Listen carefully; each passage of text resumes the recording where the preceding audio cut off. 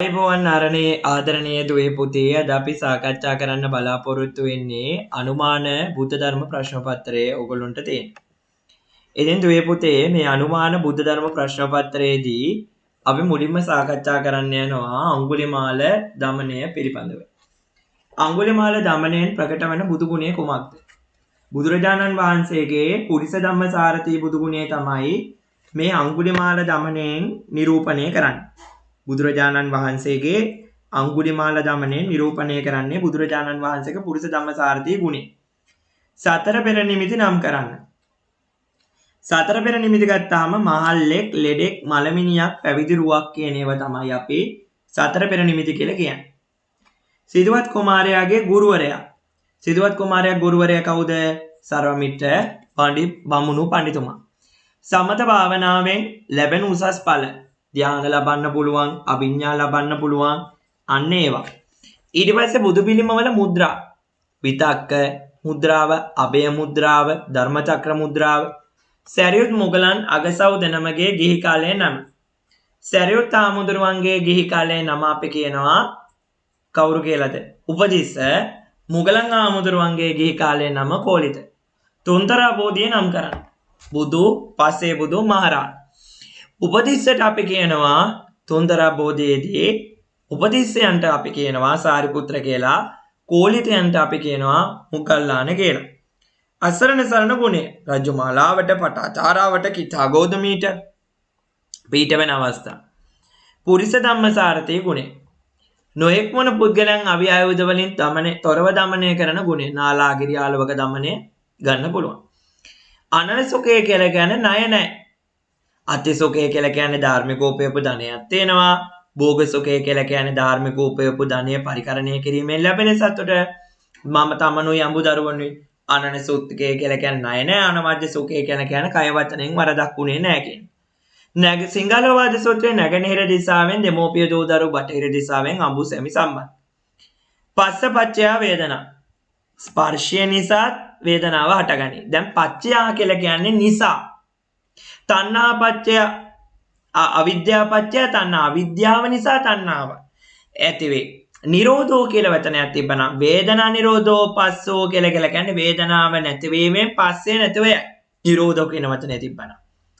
මහින්දාගමනයෙන් පස්සේ මුල්ම සෑය හදපු තූපහරම්. ශ්‍රද්ධාවේ ප්‍රභේද දෙකයි. ඒ මොනවද?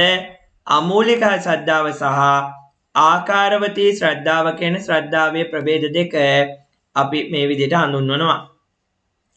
පංච නීවරණ ධර්ම කාමච්ඡන්ද, ව්‍යාපාද, තීන මිද්ද, උද්ධච්ච, කුක්කුච්ච, විචිකිච්ඡා. පොළොන්නරු යුගයේ සාහිත්‍ය ග්‍රන්ථ මොනවාද?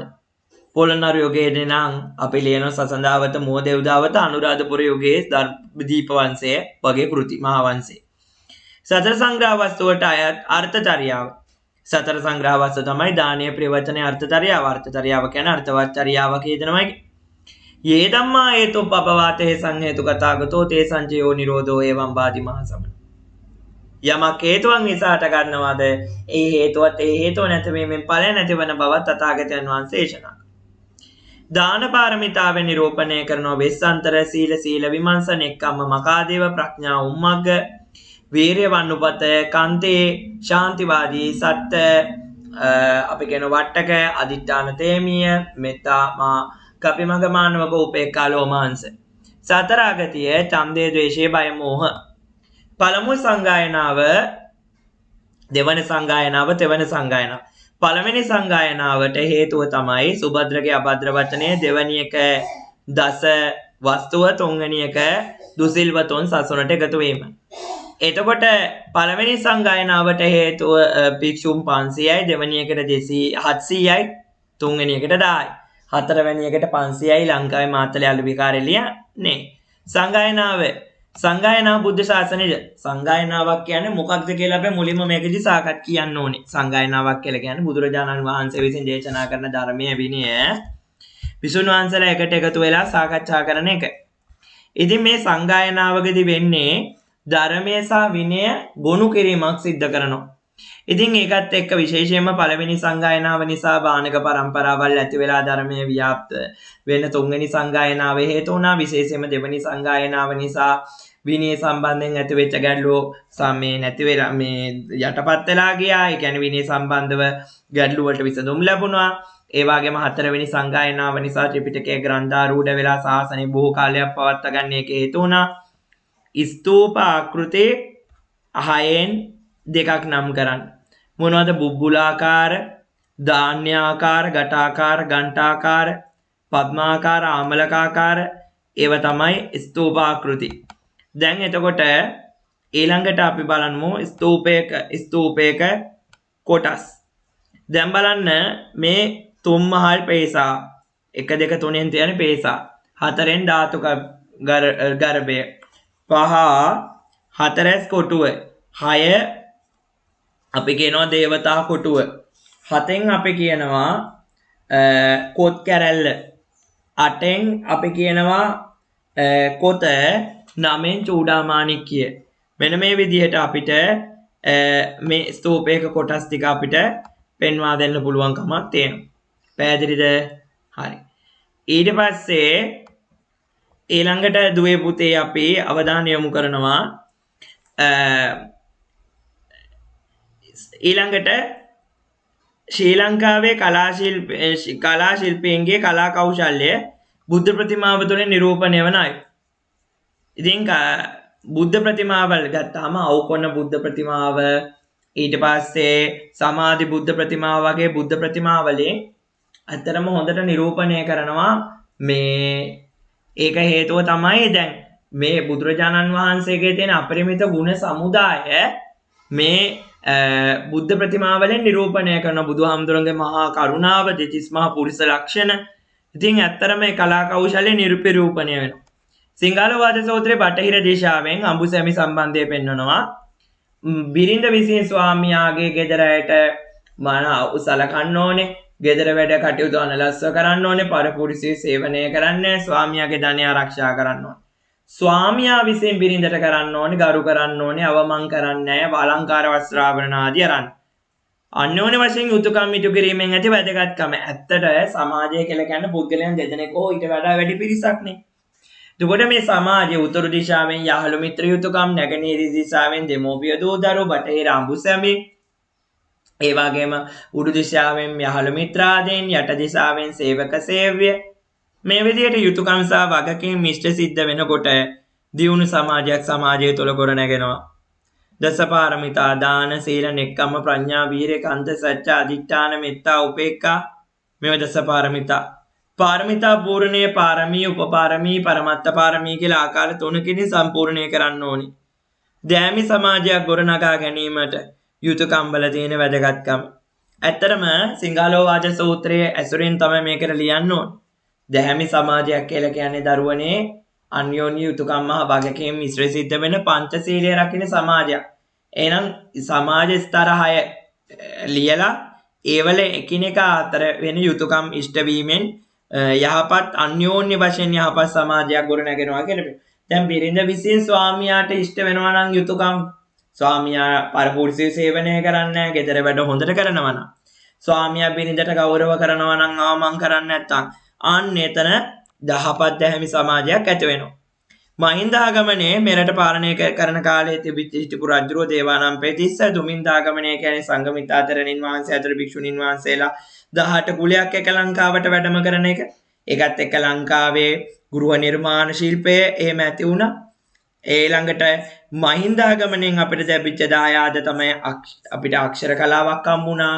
වේර සර්වඥ ධාතුන් වහන්සේලා ලැබෙනවා. භික්ෂු පරම්පරාවක් ඇති වුණා. ඒ වගේම සෝකරාණි අසාදුනි අත්තනෝ අහිතානිච යං වේ හිතංච සාදුංච තං වේ පරම දුක්කරං. තමාට අයහපත් දේ කරන්න පහසොයි.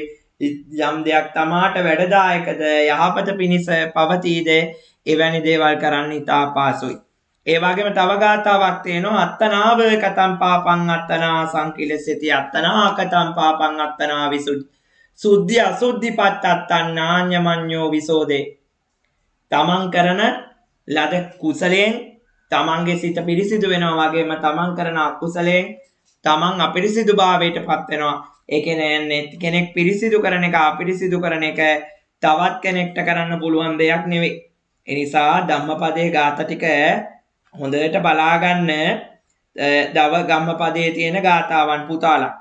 පැහැදිලිද? ඊළඟට අහනවා චතුරාර්ය සත්‍ය නම් කරන්න. දුක්ඛාර්ය සත්‍ය, දුක්ඛ සමුදය සත්‍ය, දුක්ඛ නිරෝධාර්ය සත්‍ය, දුක්ඛ නිරෝධගාමිනී පටිපදාර්ය සත්‍ය.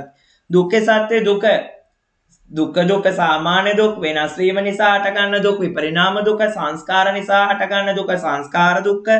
දුක්ඛ සත්‍ය අර්ථය ඉපදීම, ලෙඩවීම, වයසට යාම, අප්‍රියයන් හා එක්වීම, ප්‍රියයන්ගෙන් වෙන්වීම.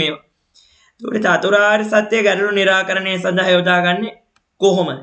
දැන් චතුරාර්ය සත්‍යයේ තියෙනවා ගැටලුවට හේතුව, ගැටලුව නැති කිරීම, ගැටලුව නැති කිරීමේ මාර්ගය. මේවා චතුරාර්ය සත්‍යයේ තියෙන කාරණා. චතුරාර්ය සත්‍යයේ තියෙන කාරණා ගැටලුවට හේතුව, ගැටලුව නැති කිරීම, ගැටලුව නැති කිරීමේ මාර්ගය. එතකොට දැන් උදාහරණයක් විදිහට ගත්තොත් එහෙම වෛද්‍යවරයෙක් විදිහට වෛද්‍යවරයාට බෙහෙත් දෙන එක තුලින් ගැටලුවට හේතුව, ගැටලුව නැති කරන්න, ගැටලුව නැති කිරීම ඇති කරන්න පුළුවන්. සඳකඩ පාන විශේෂයෙන්ම ලංකාවේ නිර්මාණය වෙච්ච ශ්‍රේෂ්ඨ කලා නිර්මාණයක්. සංසාර චක්‍රය නිරූපණය කරනවායි කියලා කියනවා මහාචාර්ය සෙනරත් විතාන. ඒ වගේම පොළොන්නරු යුගයේදී ගවය අයින් වෙලා යනවා. දුටුගැමුණු රජුගේ අම්මා විහාර මහදේවී, පියා කාවන්තිස්ස, සහෝදරයා සද්ධාතිස්ස, රුවන්වැලි මහසෑය, මිරිසවැටිය ලෝමවාය හැදුවා. අනගාരിക ධර්මපාලතුමාගේ පියා දොන් කරෝලි සේවා විතරණ, අම්මා මල්ලිකා හේවා විතරණ. එතුමාගේ මුල් නම දොන් ඩේවිඩ් හේවා විතරණ වෙනවා. සරසවි සඳරස් පුවත්පත ආරම්භ කිරීම. ඒ වගේම අනගාരിക ධර්මපාලතුමා බුද්ධ ගයා බේරා ගැනීම, අන්තිම කාලේ සිරි දේවමිත්ත නමින් පැවිදි වෙලා ඉන්දියාවේදී අපවත් වෙනවා. රේරුකාණේ චන්ද්‍රවිමල හාමුදුරුවෝ ගත්තාම සම්බුද්ධ ශාසනය වෙනුවෙන් අපරිමිත මෙහෙවරක් කළ නූතන භික්ෂුන් වහන්සේ කෙනෙක්. උන්වහන්සේ රේරුකාණේ ගමේ තමයි ඉපදෙන්නේ. රේරුකාණේ චන්ද්‍රවිමල හාමුදුරුවෝ පොත් 25කට වැඩි ධර්ම ග්‍රන්ථ ප්‍රමාණයක් ලියනවා. අභිධර්ම මාර්ගය, අභිධර්මයේ මූලික සංකල්ප, උපසම්පදා සීලය, කෙලෙස් 1500 වගේ කෘති. ඒ නිසාම කැලණි විශ්වවිද්‍යාලයේ මහාචාර්ය පදවියක් පිරිනමනවා. අමරපුර මහනිකාය මහෝපාද්‍ය තනතුරු උන්වහන්සේ උරුමකම් කියනවා. අනවජ්‍ය සුඛය කියලා කියන්නේ කය වචනය දෙකෙන් වරදක් සිදු වුණේ නැහැ කියන සුඛය. ඉතින් මේ විදිහට ආදරණීය දුවේ පුතේ අනුමාන බුද්ධ ධර්ම ප්‍රශ්න පත්‍රය විස්තර කරනවා. මම හිතනවා මගේ ආදරණීය දුවවල පුතාලා හොඳට විභාගය කරයි කියලා. ඕගොල්ලෝ හැමෝටම සුබ අනාගතයක් ප්‍රාර්ථනා කරනවා. තෙරුවන් සරණයි හැමෝටම.